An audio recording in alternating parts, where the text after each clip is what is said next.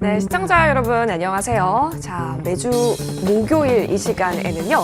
장외 주식의 세계로 떠날 수 있습니다. 함께 그 세계를 안내할 이화선입니다. 제 옆에는 한국장외주식연구소 소영주 소장님 함께하고 계시는데요. 바로 인사드리겠습니다. 소장님 어서 오십시오. 반갑습니다. 네, 반갑습니다. 요즘 시장이 좀 어지럽습니다. 장외 주식은 어떤 이슈를 갖고 있는지 궁금하네요. 우리 시청자분께도 인사 부탁드릴게요. 네, 반갑습니다. 소영주 소장입니다. 시장이 답답합니다. 어렵죠. 힘들죠. 그렇습니다. 시장이라는 것은 늘 좋을 수는 없습니다. 이럴 때일수록 먼 미래에 투자하는 장외 주식을 공부해 보시기 바라겠습니다. 좋습니다. 이럴 때일수록 더 열심히 공부할 수 있는 구간으로 삼아서 정말 좋은 기회가 왔을 때 잘 낚아챌 수 있도록 그 기회를 낚아채는 사람이 우리일 수 있도록 함께 달려봅시다. 자, 그러면 장외 주식 한 주간의 이슈를 좀 탈탈 털어볼 텐데요. 함께 만나보겠습니다. 먼저 루닛이요. 저희 방송 함께 하신 분들이라면 뭐 모를 리가 없는 기업이잖아요. 의료 AI 기업. 코스닥 상장 예심을 통과했다고요? 예, 그렇습니다. 2021년도 추천 종목 1호 종목이었습니다. 루닛이 코스닥 심사를 통과했습니다. 네. 통과했기 때문에 이제 상장만 남아있죠. 네. 아마 올 7월 달에 상장할 걸로 예상해 보고 있습니다. 통상적으로 이 장외 주식이라는 것은 상승의 폭이 크게 세 단계로 나눠지고 있습니다. 심사 청구 단계 주관사 선정, 두 번째 심사 청구, 세 번째 심사 통과입니다. 이 가장 큰 상승 폭발은 심사 통과인데 루닛이 통과되는 이 시점에 장이 상당히 안 좋습니다. 50년 만에 고물가 시대와 저성장 시대를 열 가능성이 있고 특히 우크라이나 전쟁에 핵이 사용될 가능성도 있다는 우려, 결정적으로 미국의 금리 인상, 또 국내의 금리 인상이 맞물리면서 루닛이 직격탄을 맞았습니다. 이 정도의 소식이면 상장 통과 소식이 10만 원 이상을 거래될 주식이 도리어 뒤로 밀리는 모습을 보였습니다. 이럴 때 장외 주식을 분석하는 사람의 입장에서는 상당히 안타깝다. 시장이 좋은 시점에 상장됐을 때 더더욱 사랑을 받을 수 있는 종목이었는데 아마 그래서 상장 시기를 7월 달에 갈 가능성이 있기 때문에 시장을 좀 더 지켜보시기 바라겠습니다. 예, 루닛이 앞으로 만들어갈 이 의료계가 어떻게 될지가 너무 궁금해집니다. 관련해서 또 상장 예심 통과됐다라고 하니까 앞으로의 트랙도 우리가 함께 추적을 해볼게요. 이어서 다음 이슈 살펴보겠습니다. 카카오가 인수한 야나두의 몸값이 2년 새 2배가 뛰었다라고 하는데 소장님, 예, 야나두 하면은 영어도 배울 수 있고 요즘은 운동도 하나죠? 헬스까지 같이 하고 있죠. 예. 야나두는 우리가 이 팬데믹 시대에 가장 큰 수혜주였습니다. 온라인 영어 강좌의 최강자죠. 거기에 헬스까지 야핏이라고 하죠. 이 두 가지가 맞물리면서 기관들의 사랑을 톡톡히 받고 있습니다. 야나두가 기본적으로 카카오에 인수되는 그 시점의 가격을 봤을 때 한 3천억 밸류로 인수가 됐습니다.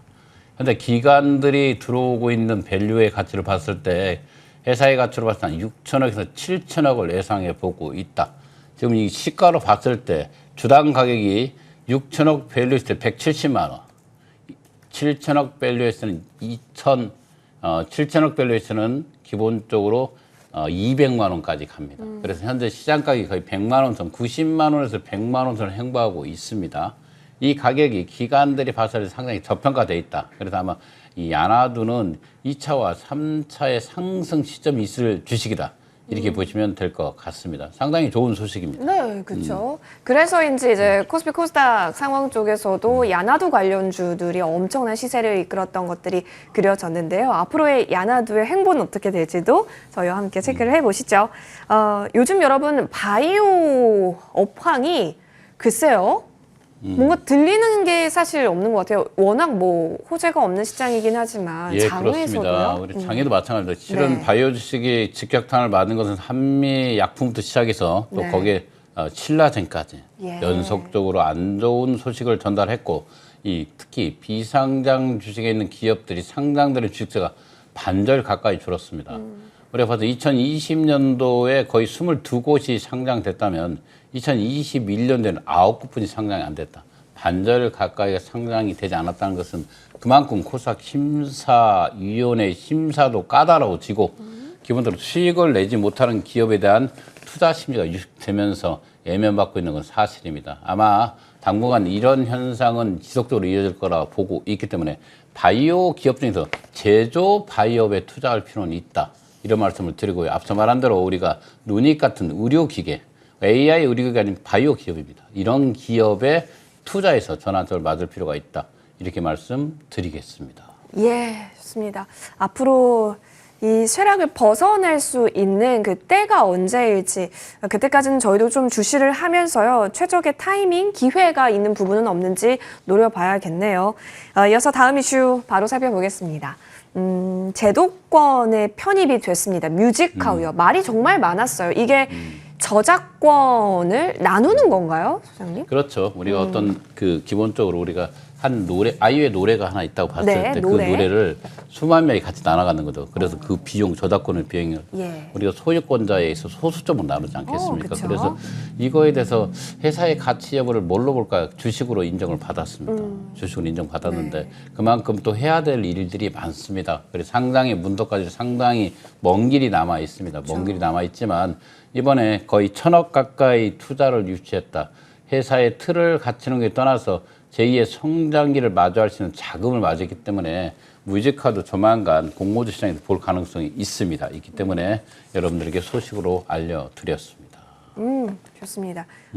사실 어떤 시장인가에 대한 말이 많았었는데 결국에는 제도권으로 편입이 됐던 이슈까지 함께 다뤄봤습니다. 한 주도 굉장히 들썩였던 이슈들이 많았는데요. 그럼 본격적으로 시세 이야기 나눠보겠습니다. 소장님, 장외 시장은 이번 한 주는 어땠는지 지난주와 차이가 크게 있었을까 싶긴 한데. 없었습니다. 실은 장외 주식은 거래소 코스닥 시장의 예. 어떤 활성화가 이루어지고 난 후에 거기서 넘치고 그 다음 시장 공모주 시장이 활성화됐을 때 이어지는 투자의 순서입니다. 현재 거래소 코스닥이 투자 심리가 급격하게 유축되어 있지 않습니까? 이런 상태에서 공모주 시장도 같이 유축되고 있습니다. 또한 공모주 시장이 유축되면서 가장 하방에 있는 장외 주식까지 투자 거래가 유축되면서 거래가 거의 전무하다시피 했습니다. 특히 가상자산 관련주에서 비썸 코리아가 35만 원대 선까지 내려왔습니다. 기본적으로 최대 주주의 리스크가 계속 부각되면서 두나무가 대기업에 지정된가 반면에 빗썸이 35만 원 내렸다는 것은 급격히 1위 기업에 쏠림 현상이 있다. 네. 매수의 현상도 두나무에 좀 쏠리는 현상을 보이겠지만 개인적으로 빗썸 코리아 이 정도 가격이면 나쁘지 않다. 상당히 괜찮은 가격이다 이렇게 보고 있고요. 기본적으로 우리가 두나무가 41만 원 선을 지키고 있는 액면가 기준 100원짜리 주식입니다. 우리가 앞서 말한 대로 빗썸 코리아는 액면가 기준 500원짜리, 5,000원짜리 주식이다. 이렇게 말씀드렸습니다. 그래서 기본적으로 대주주에 대한 리스크가 해소되는 시점이 빗썸 코리아의 턴어라운드가 될 가능성이 있습니다. 지금 좀 밀리고 있지만 개인적으로 두나무와 빗썸은 영업이익률 부분에서는 타의 추정을 불허하고 네. 있습니다. 이런 상태에서 이 두 종목은 계속해서 이 방송을 통해서 계속해서 추천해 드리고 있고 특히 블록체인을 기반하고 있는 이 가상자산 시장은 전 세계 25%를 대한민국 MZ 세대들이 맡고 있습니다. 그래서 이 가상자산 관련주인 두나무의 업비트, 그다음에 빗썸 이 두 가지 주식은 계속해서 여러분들이 관심 있게 가질 필요가 있다. 이런 말씀을 드리고요. 네. EVR 수수료 야금야금 15,500원을 밀리고 있습니다. 가장 큰 원인은 시장이 악화되어 있다는 겁니다. 회사의 내재적 가치가 전혀 변동이 없는데 시장의 형태가 너무 투자 심리가 위축되어 있다 보니까 내부적 영향 없이 외부적 영향으로 밀리고 있는 게 현재의 모습입니다. 이런 것들은 장외 주식 역시 장기 저축 상품으로 투자해야 된다는 것을 보여주는 사례입니다. 그래서 넉넉한 마음으로 지켜보시면 원위치 될 주식들이다. 상당히 내재적 가치가 좋은 회사들이기 때문에 지켜볼 필요가 있고요. 비바, 리퍼블리카도 계속 9만 원대 초반까지 와 있습니다. 이런 기업들, 야놀자도 9만 7천 원 선에 와 있고, K뱅크 2만 1천 원, 당근마켓 83만 원. 전주와 그 변동이 전혀 없이 이루어졌다는 것은 매도 매수가 전혀 없었다. 이렇게 보시면 될 것 같습니다. 예. 이 장외 주식은 기본적으로 속성상 시장이 밀리면 절대 매수가 살아나지 않습니다. 특히 지금같이 금리 인상이 발표되고 있고 또는 우크라이나 전쟁이 해결될 기미가 보이지 않는 상태에서 더더욱 큰 핵 정쟁까지 이야기되고 있고 고물가 시대가 이어지면서 저성장까지 이어지는 스태기 인플레이션까지 우려되고 있는 상태에서 장외 주식은 당분간 간망의 자세로 지켜볼 필요가 있습니다. 우리가 주식을 하는 사람들이 이게 지하 2층이냐 지하 3층이냐 논하고 있습니다. 그러나 이럴 때일수록 좀 쉬어가는 자세도 필요합니다. 쉬어가는 것도 투자의 전략이다. 이렇게 말씀드리겠습니다. 그렇죠. 잠시 거리두기 할 때는 거리두기 해야죠. 비가 내리는데 우산이 없으면 여러분 비를 피해갈 수도 있어야 한다. 그 시장 상황에 맞게 적절하게 대처를 해보자라는 이야기 시세와 함께 알아봤습니다. 소장님 그렇다면 결국엔 정리해보자면 살아남기 위해서는 쉬는 것도 전략이 될 수 있고 공부도 할 수 있어야 하고 예, 그렇습니다. 이런 장에서는 우리 공포의 시장 아니겠습니까? 그쵸. 공포의 시장에서 공포에 대응하지 말고 좀 한 걸음 뒤로 가서 생각할 필요가 있습니다. 그 옛날 인디언들은 네. 달리는 말에서 잠깐 내렸다고 합니다. 이유는 간단합니다. 뒤따라오는 영혼을 기다린다고 합니다. 이럴 때 여러분들 그동안 보지 못했던 영화, 그동안 보지 못했던 책들도 보시고 좀 한 걸음 뒤로 물러서서 이 공포의 장을 여유롭게 지켜보시기 바라겠습니다. 시장은 언제든지 재유치된다. 그게 바로 주식시장의 논리입니다. 야, 그렇죠. 때를 좀 기다리면서 저희와 함께 에너지 응축해 보셔도 좋겠습니다. 이럴 때 더 공부를 열심히 하기 위해서는 이 Q&A 시간을 활용해 보셔도 좋겠는데요. 장외 주식과 관련해서 궁금한 부분들 Q&A 속으로 함께 가서 공부해 보시죠.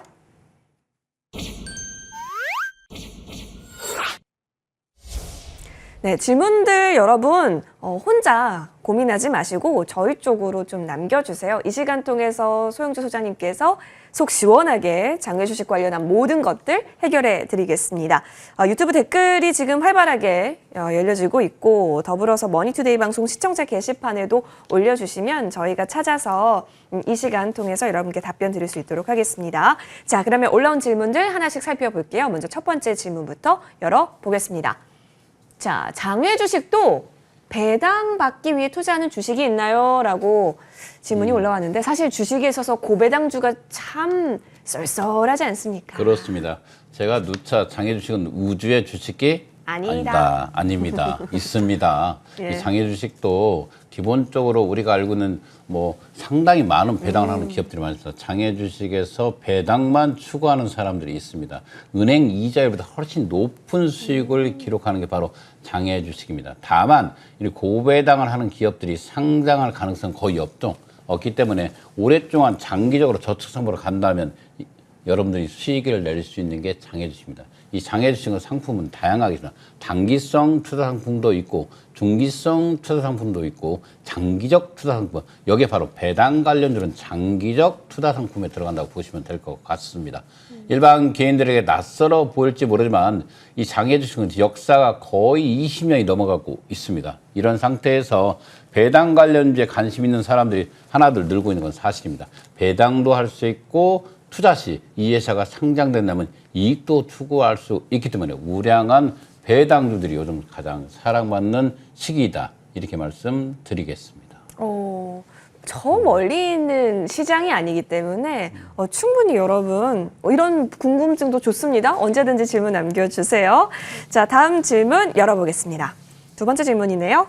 장외 주식을 매수해서 보유 중인데요. 상장되자마자 형성된 가격에 바로 매도할 수 있나요?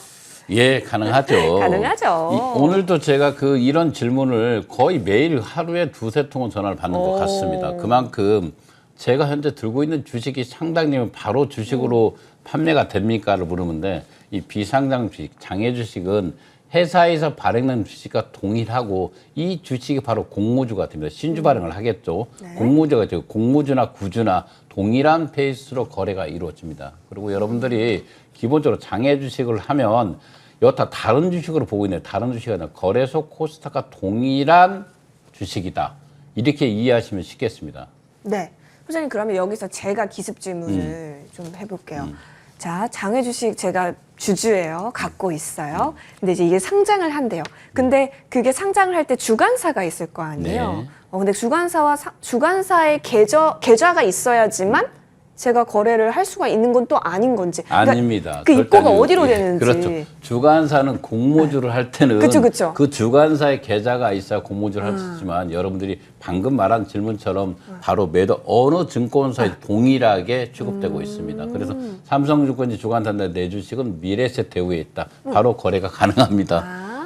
그렇죠. 예. 그래서 여러분들 거래소 코스닥 주식도 미래에 있건 미래에셋 네. 대우에 있건 삼성에 있건 신한금융투자에 있건 동일하게 거래되지 않습니까? 마찬가지로 장외 주식도 어느 증권사와 상관없이 상장되면 바로 네. 거래되는 주식이다. 이렇게 이해하시면 되겠습니다. 예, 좋습니다. 원래 있었던 그 출처에 국한되는 것이 아니기 때문에 여러분 여기 헷갈리지 않으시면 좋겠습니다. 다음 질문 이어가 볼게요. 세 번째 질문. 장외 주식에서 구입한 주식이 상장될 때 이게 제가 한 질문이네요. 그렇죠. 예, 증권사 그렇습니다. 계좌에 그대로 두어도 코스닥이나 거래소에서 거래가 가능한가요? 가능합니다. 네, 맞습니다. 이 장외 주식은 일반 주식과 동일합니다. 동일하기 때문에 여러분들 어렵고 이상하고 신기한 주식이 아닙니다. 여러분들 곁에 있는 주식, 네. 이게 바로 장외 주식입니다. 그러니까 많은 분들께서 궁금해하셨던 질문이라는 거죠. 어디 멀리 있는 게 아니라 좋습니다. 이어서 다음 질문 바로 열어볼게요. 자, 주식 시장이 폭락을 하면 슬프죠. 근데 그때가 저가 매수 기회다라는 말이 있습니다. 장외 주식 또한 그런 건지 어떻게 보세요?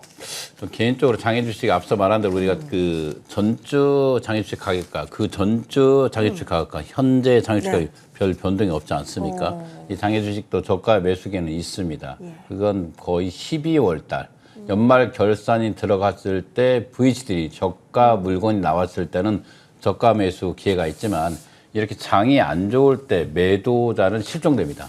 매도자는 실종되고 매수자도 실종된 상태이기 때문에 어떻게 보면 전략적으로 거래소 코스닥만큼은 활발하지 않지만 일부 종목에 국한되게는 이 저가 매수 기회가 있는 것도 사실입니다.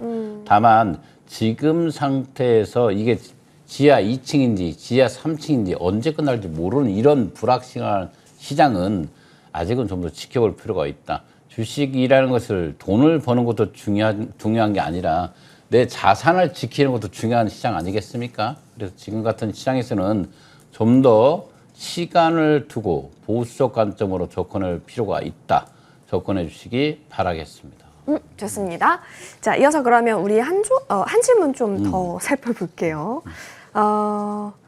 장외 주식 시장에서도 새 정부 관련주, 그러니까 사실 주식 시장이 테마에 좀 움직이는 게 있다 보니 그렇죠. 장외 주식도 그런 게 있나 싶은데 사실 근데 소장님 장외 주식은 우리가 멀리 보고 투자하는 거 아닌가 네, 싶긴 한데. 그렇죠. 그런 종목이 좀 없습니다. 찾기 어렵고 실은 있겠죠. 윤석열 대통령 새로운 대통령에 대한 관련주를 찾자 보면 있겠지만 근데 시장에 바로 영향을 주지 않기 때문에 앞서 말한 대로 최소 2년과 3년 후의 시장을 미래에 투자하는 시장이기 때문에 거래소, 코스닥처럼 어떤 테마주가 형성돼서 몰고 가는 경향은 없다.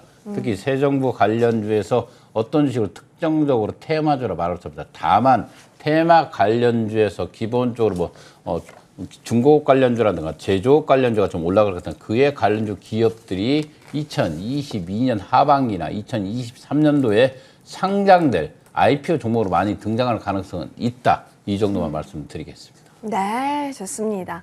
멀리 보고 투자를 할 수 있어야 되기 때문에 소장님께서 늘 말씀해 주시는 그 기준, 기업을 보는 기준 여러분 잘 참고하셔서 상식 투자해 보시길 바라겠습니다. 이 외에도 내가 정말 궁금한 게 있다라고 하신다면 유튜브 채팅방에 지금 바로 남겨주셔도 좋고요. 아니면 머니투데이 방송 시청자 게시판에 남겨주셔도 좋습니다. 마구마구 여러분 함께해 주시길 바랄게요. 저희는 잠시 쉬고요.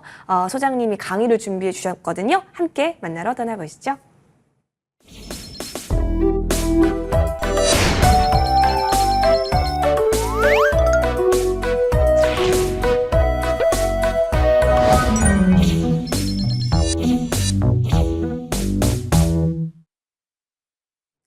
네, 요즘 장외 주식에 대한 열기가 굉장히 뜨겁다라는 거 여러분 직감하시는지 모르겠습니다. 뭐 거의 연예인들도 요즘은 스타트업 투자에 열을 올린다라는 기사들도 계속해서 속속들이 막 보이고 있어요. 자, 관련해서 뭐 거래는 관심이 많아졌는데 진짜 중요한 건 거래가 활성화되기 위해서 뒷받침이 되어야 될 부분들이 아직 많다라는 거죠.